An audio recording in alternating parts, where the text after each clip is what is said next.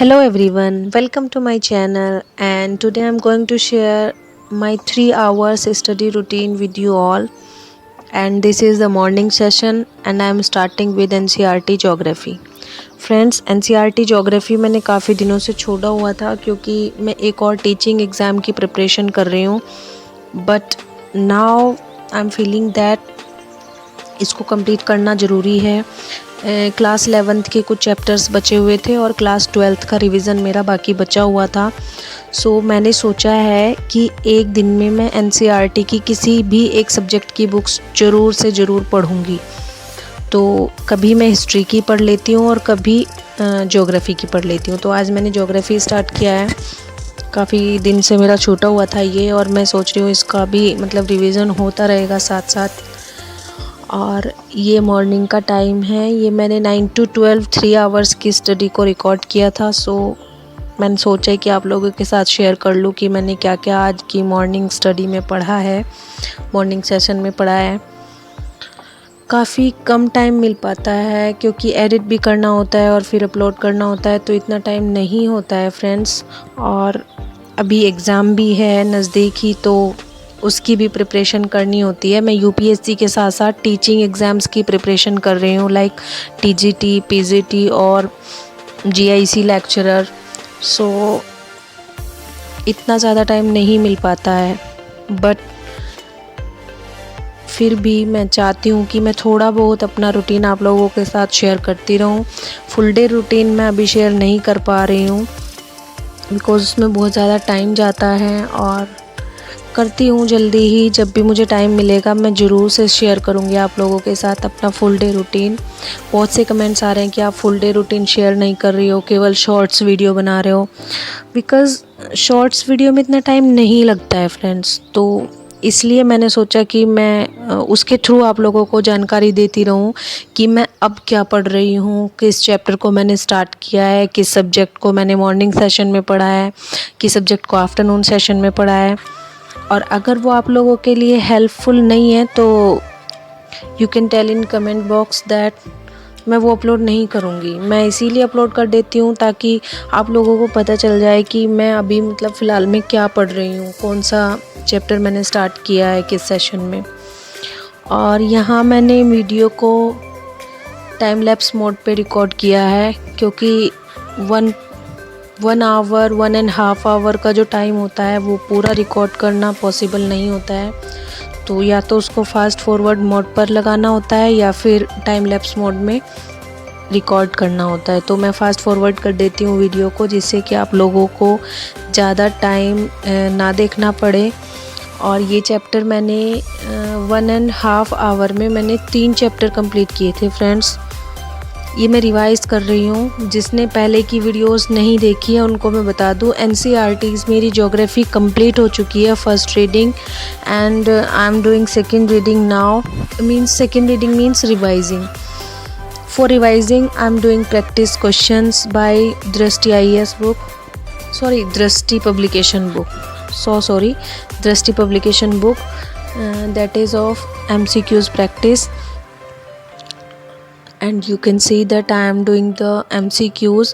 The best part of this book is the explanation boxes. In these boxes they explain answer very well.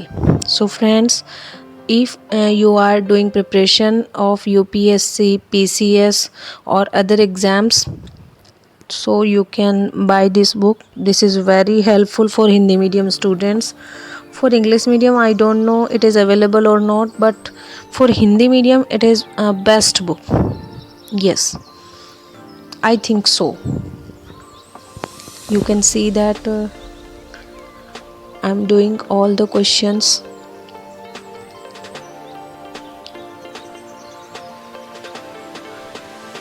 And yes, I use most of highlighter.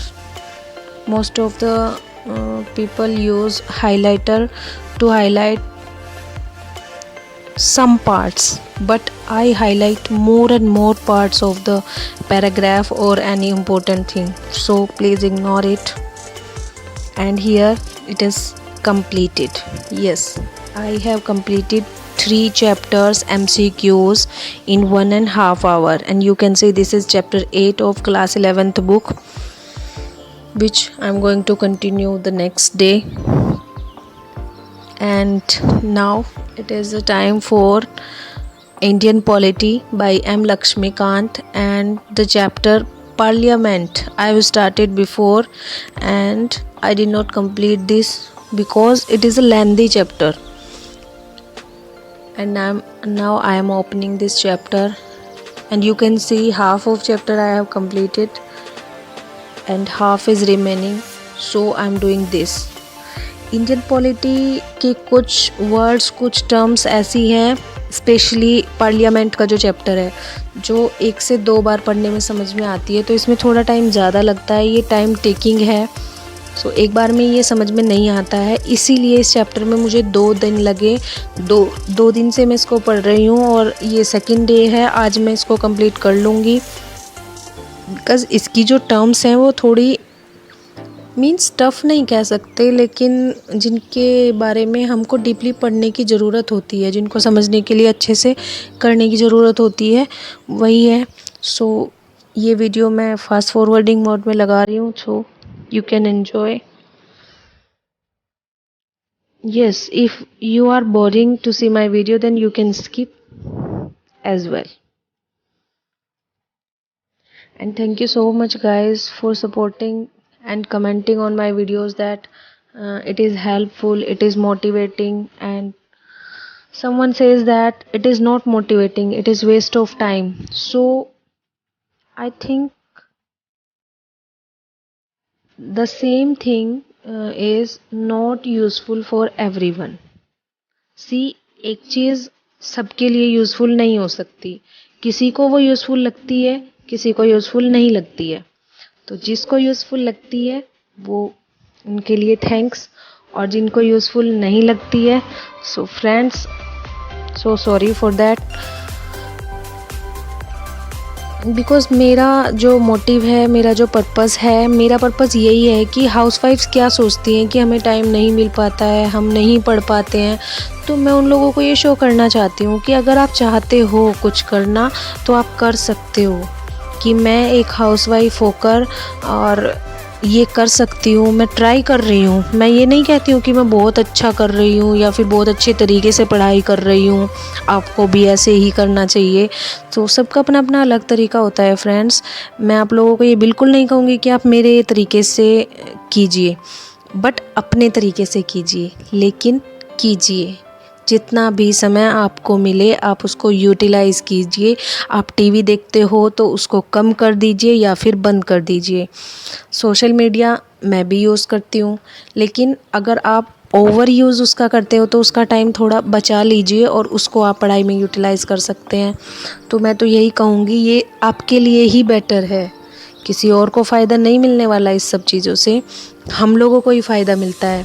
और कोई भी हमको pamper नहीं करने आएगा कि तुम पढ़ो, तुम कुछ करो। अपने अंदर से ही हमको मोटिवेट होना पड़ेगा, हमें अपने अंदर से ही मोटिवेशन को निकालना पड़ेगा कि हाँ हमें कुछ करना है। अगर हमें कुछ करना है, इंडिपेंडेंट बनना है, तो हमें ज़रूर करना पड़ेगा, सेक्रीफाइस करना पड़ेगा, सोशल मीडिया का सेक्रीफाइस करना पड़ेगा, टीवी का सेक्रीफाइस करना पड़ेगा, और जो भी जिस भी एक्टिविटी में हम टाइम वेस्ट करते हैं। मैं आप लोगों से ये नहीं कह रही हूँ कि आप कोई भी काम छोड़ दीजिए या घर वालों से बोल दीजिए कि मैं तो केवल पढ़ाई करूँगी, काम नहीं करूँगी। देखिए फ्रेंड्स, ऐसे तो काम चलेगा नहीं, क्योंकि हाउसवाइफ हैं तो हमें घर पे तो काम करना ही पड़ता है, और सबका सेम यही काम होता है, तो सबको काम भी करना है और पढ़ाई को भी एडजस्ट करना है। मैं ये कह रही हूँ कि जिन चीज़ों में एक्स्ट्रा टाइम आप लोग वेस्ट करते हैं उसे थोड़ा पहले कम कर लीजिए और धीरे धीरे उसकी आदत को छोड़ दीजिए। इसी से आपका टाइम मैनेज हो जाएगा। सो फ्रेंड्स, ये थी कुछ बातें, पता नहीं आप लोगों को अच्छी लगेगी या नहीं लगेगी, बट मेरे माइंड में आई तो मैंने बोल दिया। आपको अच्छी लगे तो कमेंट्स में बताना ज़रूर, और ना लगे तो सजेशन भी देना। और यहाँ मैंने चैप्टर 22 कंप्लीट कर लिया है और नेक्स्ट मैं चैप्टर 23 से स्टार्ट करूँगी। So thank you so much guys for watching my video. Bye and good night. Keep supporting and keep connecting. Thank you.